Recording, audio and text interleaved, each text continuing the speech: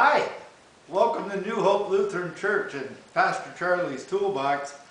So today I'm looking at old crappy junk wood. I mean, you take a look at some of this stuff and you just say, well, it looks to me like it's firewood. But you know what?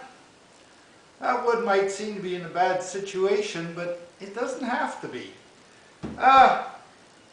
You might have seen a bunch of old pieces of wood laying around. They're not planed or sanded or anything. And you think, well, that's just junk. It's garbage. But you know what? You can do stuff with what you might think is a garbage situation.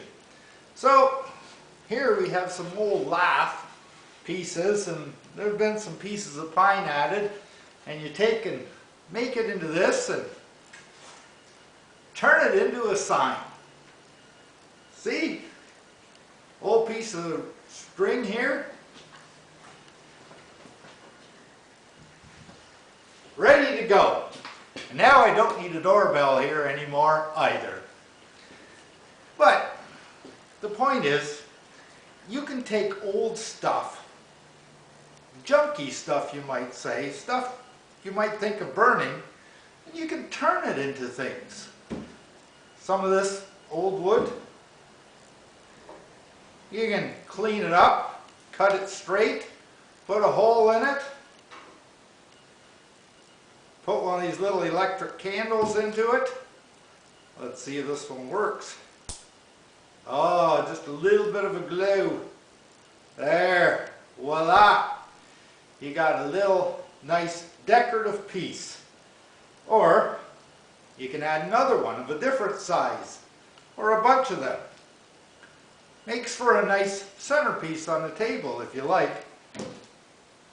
Something else you can do with old pieces of wood is get really creative with them. And someone took a piece of olive wood and they put it on the lathe and they did some carvings on it, and it makes for a really nice looking chalice. It's actually turned out to be something really beautiful.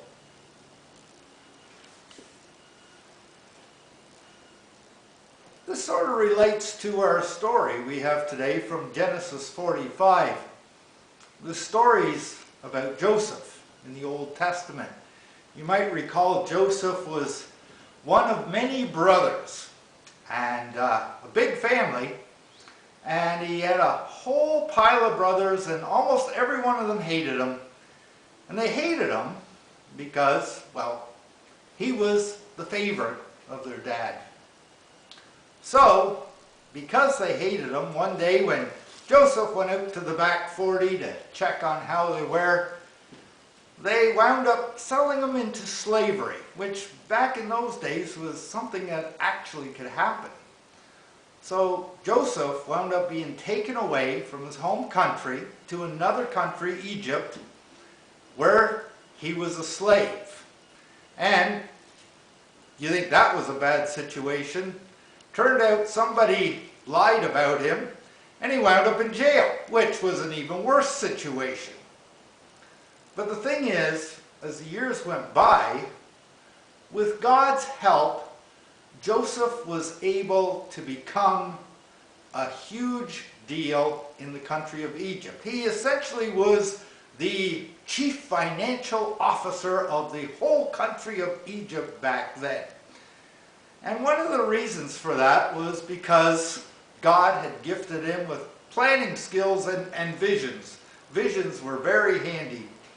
And Joseph's vision, one of them anyway, was that there was going to be a famine after many years of really good harvests. So a famine, if you're not familiar, is when you can't grow hardly any food. The land just won't produce it. And this is exactly what happened. But because of Joseph's planning, Egypt had stockpiled food on all those good years, kept extra, and they were selling it to other people in other countries as well as for their own people. So the famine was so widespread that it went back to his homeland, And Joseph's brothers were sent to Egypt because they heard Egypt had food to sell. So the brothers show up and they find out they have to go to this chief financial officer of Egypt and ask for food. And when they do, Joseph recognizes them, even though a lot of years have gone by and he's been in a lot of bad situations. But he knows it's his brothers, even though they don't recognize him. Of course they wouldn't. Last time they saw him, he was a dirty, grubby slave. Now, he's dressed in the best clothes ever. So, Joseph recognizes his brothers, and you might think they did a nasty thing to him. He probably hated them, something terrible. But you know what? He didn't. They were his brothers. He loved them.